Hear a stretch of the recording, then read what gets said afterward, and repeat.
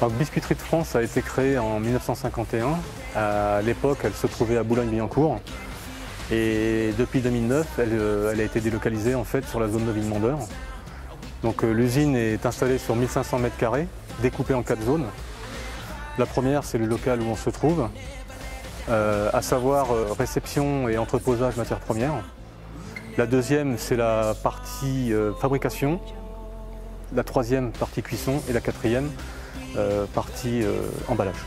Donc pour fabriquer du pain d'épices, il nous faut des matières premières, à savoir de la farine de seigle. Donc notre farine de seigle, on l'entrepose, on la reçoit en vrac et on l'entrepose dans le silo que vous voyez ici, où il y a les poches qui pendent.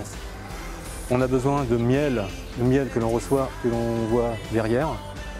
Et on a besoin de sucre pour fabriquer notre sirop. C'est du sucre de canne que l'on commande de Martinique et que l'on reçoit en big bag de 1,1 tonne que vous voyez là-bas. Donc dans les différentes phases de fabrication de pain d'épices, on a la première qui consiste à fabriquer les pâtes mères. Donc ça, c'est le mélange de la farine et du miel et un peu de sirop. La farine arrive dans cette bascule, donc on pèse 150 kg à chaque fois que l'on fabrique un bac de pâtes mères. Et de l'autre côté, par rapport à ce que j'expliquais tout à l'heure, on a le sirop et le miel qui arrivent dans les tuyaux qui descendent par gravité. Donc quand le mélange est bien homogène, le contenu du pétrin, on le verse dans un bac et que l'on va identifier avec une étiquette, avec le jour calendaire, qui servira aussi de numéro de lot pour le bac de pâtes mères. Donc le bac, une fois rempli, on dépose une feuille de film alimentaire dessus, macro-perforé, pour protéger un petit peu des projections extérieures. Et on vient le stocker dans ce local. Donc les bacs de pâtes que vous avez vus dans le local, on les laisse reposer en moyenne une vingtaine de jours. Le mélange terminé au bout de 45 minutes, on va verser la pâte dans cet appareil qui est une benne. Donc c'est une benne qui monte et qui descend le long du mât. Donc on va verser la quantité de pâte dans la benne.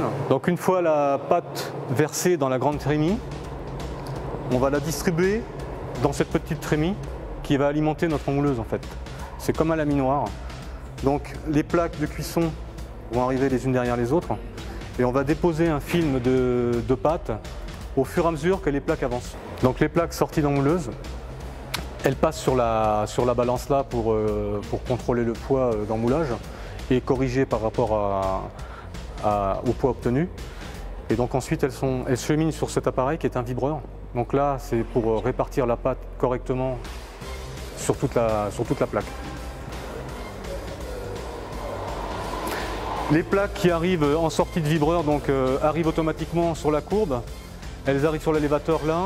Ici on a juste à les tirer. On les met en place par 3.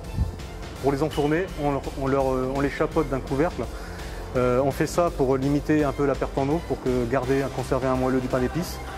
Et à partir de ce moment, on part en cuisson pour 1 heure et demie. Donc les plaques sorties de cuisson, on va les stocker dans les chariots et les laisser reposer, les laisser refroidir toute une nuit. Et ensuite, on récupère nos chariots, on pose nos plaques ici, sur cette machine. Et avec cette machine-là, on va couper des bandes, ce qui va déterminer les longueurs des pains. Donc les plaques sorties de la première scie, les bandes vont arriver dans cette machine. Ça, c'est un bande scie alternatif. Donc là, on va déterminer les largeurs des pains. Donc les pains, une fois à l'état de bloc, comme vous voyez là, sont mis dans cette machine. Là, c'est pour les trancher. Tous nos pains d'épices sont vendus tranchés. Donc ensuite, ils sont acheminés dans l'emballeuse là. Derrière, on a le détecteur métaux, trieuse pondérale, étiquetage, marqueur jet d'encre sur lequel on marque le numéro de lot et la DA du haut. Donc les pains arrivent étiquetés, marqués. Ils sont stockés sur cette table de chargement là. Ici, c'est la mise en carton manuelle, scotcheuse pour fermer les cartons et palettisation manuelle derrière.